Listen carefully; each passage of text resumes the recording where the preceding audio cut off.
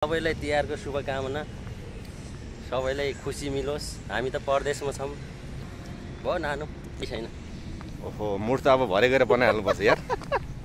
यो गाउँको ठिटोमा जाँदै गर्नु है, सबलाई राम राम। है भन भन भाइ हो देउसी रे।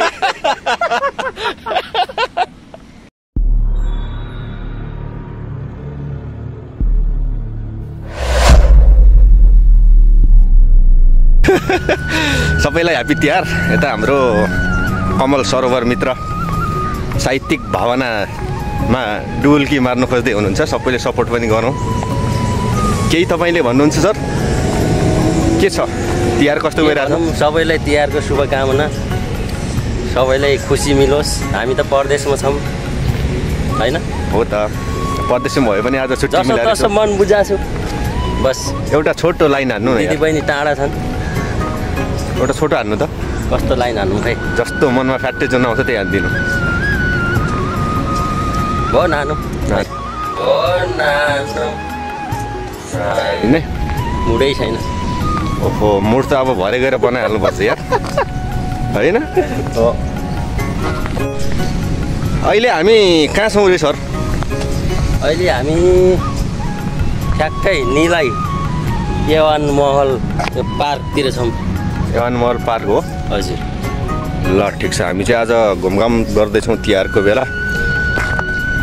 अन्य ठाउँतिर पनि हेर्नुहोस्, विदेशको एउटा विकास देखेर हामीलाई ईर्ष्यै लाग्छ हौ। नेपाल र विदेशमा धेरै अन्तर पर्छ।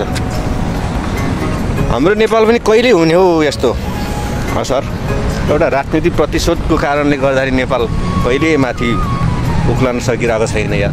नेपाल त यसै माथि हो नि सर। अब देशमा राजनीतिको अर्थमा राजनीति भनेर चिन्नुपर्छ। हो नि, दुनियाँले चिनिरहेको पनि छ। देश परिवर्तन भएको छैन। नेपाल त कति माथि माथि हो नि खास। हामीलाई गिराउने पनि नेताहरू हुन्। तर त्यसमा यस्तो होला नि त सर, नेतालाई माथि पुर्याउने हामी हो नि त, होइन? हामी जस्तै हो सबै, हामी जस्तै जनताले। गल्ती त हाम्रो पनि होला नि त।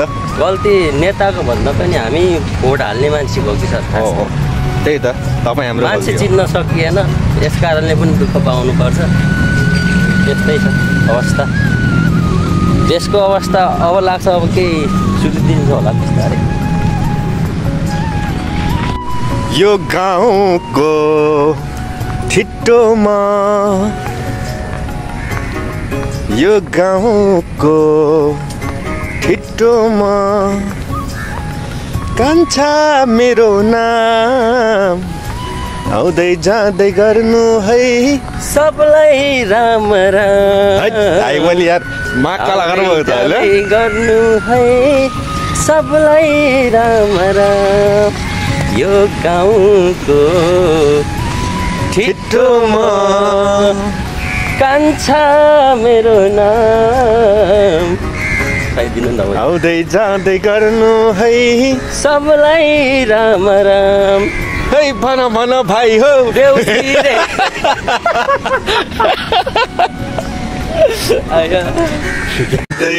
जाँदै गर्नु है, सबलाई राम राम।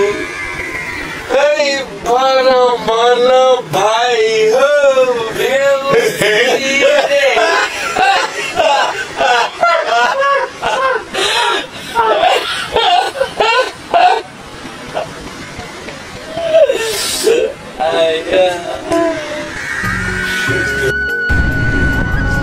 बोकेर मात्रै भारी कहाँ पुरा गर्न सक्छ, सबै जिम्मेवारी कहाँ पुरा गर्न सक्छ।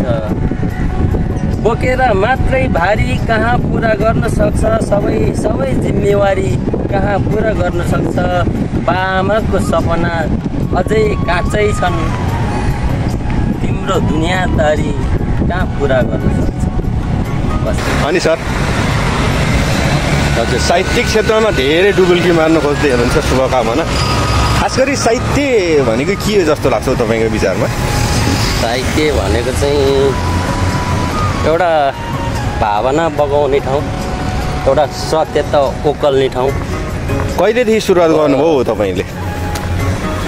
सुरुवात त सर त्यस्तै भयो होला, 8-9 वर्षै भयो होला। अलिअलि लेख्छु, खासै आउँदैन। अलिअलि मनमा लागेको कुराहरू चाहिँ केही कोर्या जस्तो गर्छु, बस। ठिक छ, यो खुसी छु। यो बानी भनेको एकदम राम्रो हो। थोरै थोरै हामीलाई पनि सापटी दिनु न हौ। अब सापटी त यो सापटी दिएर हुने कुरा होइन।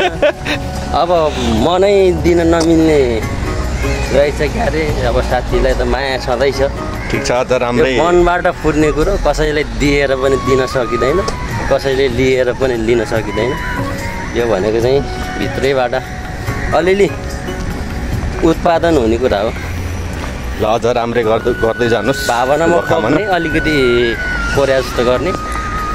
ठिक छ, एउटा कोर्ने बानी भनेको एकदम राम्रो हो नि सर।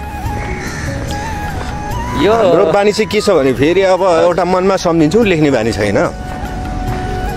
लेख्ने बानी छैन, तर तपाईँको एउटा कस्तो हो भने अब तपाईँले त एउटा भावनामा के आइहाल्यो भने लेखिहाल्नुहुन्छ नि, त्यो सबैभन्दा एउटा राम्रो हो क्या। त्यही हो सर, भावनामा अलिअलि आयो भने अलिअलि उतार्न खोज्छु, बस। अरू त खासै त्यस्तो धेरै लेख्ने मान्छे नै होइन। अलिअलि कोसिस चाहिँ गर्छु, आफूलाई मनपर्ने, आफूलाई चित्त बुझ्ने, आफूलाई सकिया जति, बस यति हो सर। अरू त के छ र, साहित्यप्रति चाहिँ माया छ धेरै। ठिक छ, ल अझ राम्रो गर्दै जानु, शुभकामना। धन्यवाद सर।